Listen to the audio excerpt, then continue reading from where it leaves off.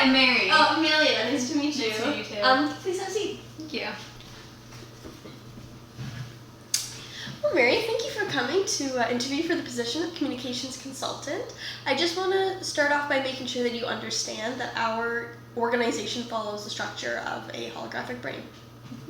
And by holographic brain, do you mean an organization that trains its employees to have like various skills and capabilities that still match the external community's complexities? And like one that is able to adapt when certain parts of the organization is incapacitated and is able to continue completing all the necessary work and functions of the organization? Exactly, Mary. Awesome. So basically, I'm going to be asking you a series of questions that prove to me you have a real life understanding of how an organization that follows the structure of a holographic brain can function. On that note, I guess my first question to you is, when have you demonstrated the principle of building the whole into parts? In the past, I actually worked as a lifeguard for a large recreational corporation. As you may know, lifeguards across Canada receive standardized training, so most of our skills are pretty similar. But as well as the first aid training, I also received training from the corporation itself, and this included learning and understanding what the corporation's beliefs, values, goals, and like mission statement were. So as a lifeguard, it was my duty to uphold the beliefs and values of the organization while connecting with the community, attempting to match the external complexities there. Wonderful, Mary. Awesome. Yeah, it's very important to me that every employee who is a part of this organization is able to uphold company values, regardless of what culture or community they belong to. My next question now is, when were you able to use or demonstrate the principle of importance of redundancy? So can you explain to me a time when you were able to demonstrate that?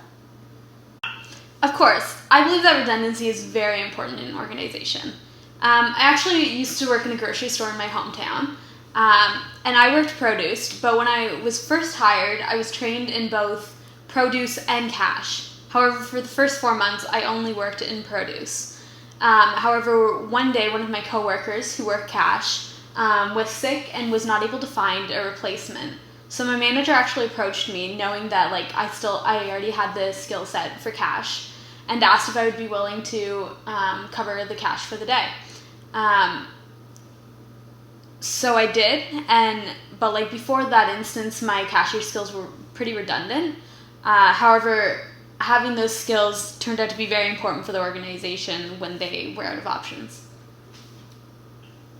Bless. I frequently ask my employees to be trained in aspects that aren't necessarily a part of their immediate job description.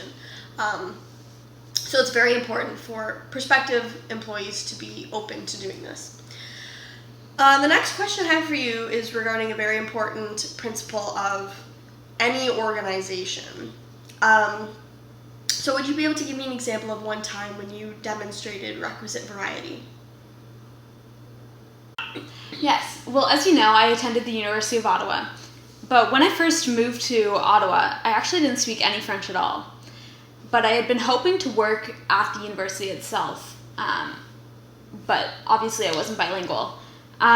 Most of the jobs at the university require that employees speak both French and English to match the external complexities of the school itself. But I was determined to learn French so that I would be able to match the general population. That's great, Mary.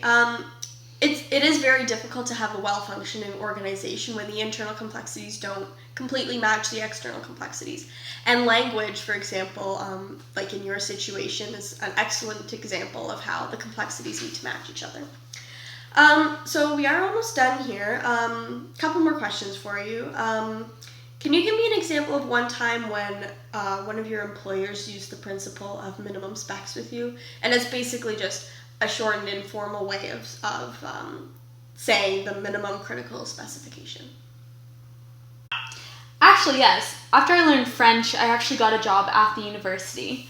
And my boss there gave me pretty vague instructions so that I would be able to use my personal experience and personal expertise to create something dynamic and unique, as opposed to her just telling me exactly what she wanted to say and how she wanted to say it.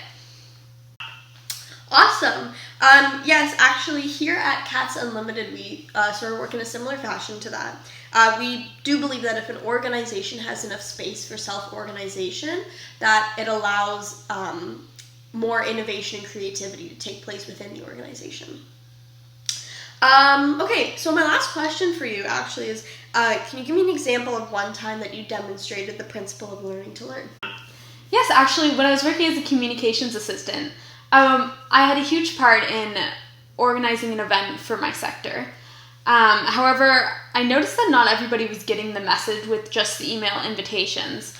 So after evaluating and reflecting on the operating norms of the organization, I approached my boss and I suggested that we change the norm by like posting flyers and even like personal phone calls to other employees in the sector.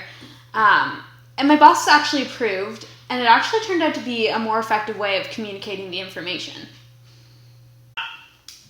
Wow, Mary, that is divine. You do have to always be able to question what is happening in the organization and able to move forward, improve, and keep learning. Mm-hmm. So that's excellent. Well, I want to thank you for coming in today. I do believe that you have a thorough understanding of how an organization which follows the structure of a holographic brain is able to function. So that makes my job a lot easier. But we will be contacting you by the end of the week to let you know if you got the job or not. But thank you for your time, and it was very nice to meet you. Thanks so much. Nice to meet you too. Bye now.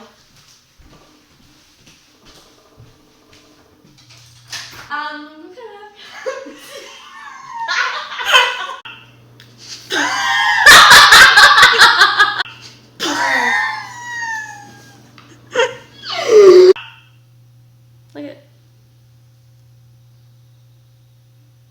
it's gotta go. Mine is going. It's just hidden. Was it Mr. Bean? Who's the guy that does where he goes?